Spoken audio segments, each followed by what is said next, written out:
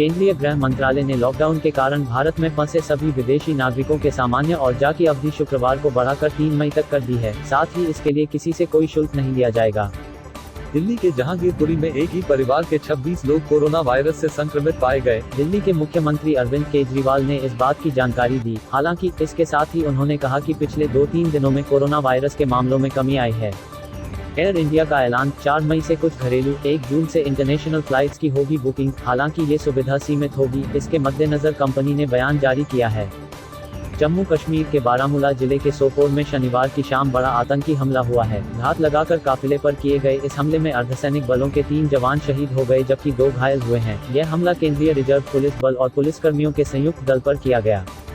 Doctor Harshvardhan ने कहा कि कोरोना के अलावा दूसरी बीमारियों से जूझ रहे मरीजों को इलाज न मिलने की शिकायतें आ रही हैं। अगर किसी मरीज को लौटाया तो कार्रवाई की जाएगी। भारतीय नौसेना में कोरोना वायरस संक्रमण फैल गया है। नौसेना के मुंबई स्थित पश्चिमी कमान के INS आंग्रे स्टेशन में 21 नौसैनिक कोविड-19 संक्रमित पाए गए हैं। कुल मिलाकर 21 नौसैनिक कोविड-19 पॉजिटिव पाए गए हैं।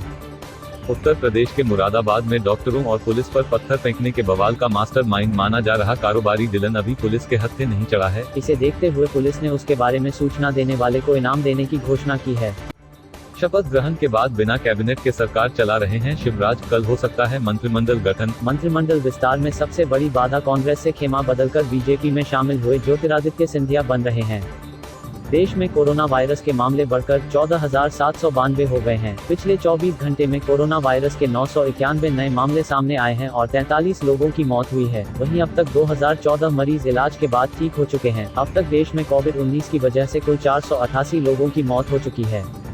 कोरोना महामारी की चुनौती से उपजे स्वास्थ्य और आर्थिक संकट से देश को उबारने के मद्देनजर कांग्रेस अध्यक्ष सोनिया गांधी ने पार्टी में एक परामर्श समिति गठित की है। ये समिति हालिया मुद्दों पर विचार विमर्श कर विभिन्न मामलों पर पार्टी की राय तय करने में अहम भूमिका निभाएगी। 11 सदस्यों की परामर्श समिति की अध्यक्षता पूर्व प्रधानमंत्री मनमोहन सिंह करेंगे। पार्टी के मीडिया प्रभारी रणदीप सुरजेवाला को इसका समन्वयक बनाया गया है। इस समूह में कांग्रेस के पूर्व अध्यक्ष राहुल गांधी भी हैं। कांग्रेस के नवगठित परामर्श समिति के अन्य सदस्य हैं KC वेणुगोपाल, P चिदम्बरम, मनीष तिवारी, जयराम रमेश, प्रवीण चक्रवर्ती, गौरव वल्लभ, सुप्रिया श्रीनेत और रोहन गुप्ता। राजस्थान के कोटा में यूपी की करीब 250 बसें छात्रों को लेने पहुंची थी। बच्चों को सामाजिक दूरी के नियम का पालन करते हुए बसों में बिठाना था, लेकिन जब बच्चे बस स्टैंड पर पहुंचे तो सामाजिक दूरी के नियम की धज्जियां उड़ गई। कोटा बस स्टैंड पर एक साथ दर्जन भर से ज्यादा बसें खड़ी थी। हर बस में बारी बारी से 30 छात्रों को बिठाना था, लेकिन बस पकड़ने के लिए छात्रों की भारी भीड़ जुट गई। इस दौरान ना कोरोना संक्रमण का डर था, ना चेहरे पर मास्क, ना ही एक दूसरे के बीच कोई फासला था। खबरों से जुड़े रहने के लिए हमारे चैनल एशियन टाइम्स को सब्सक्राइब, वीडियो को लाइक शेयर करें। किसी भी तरह के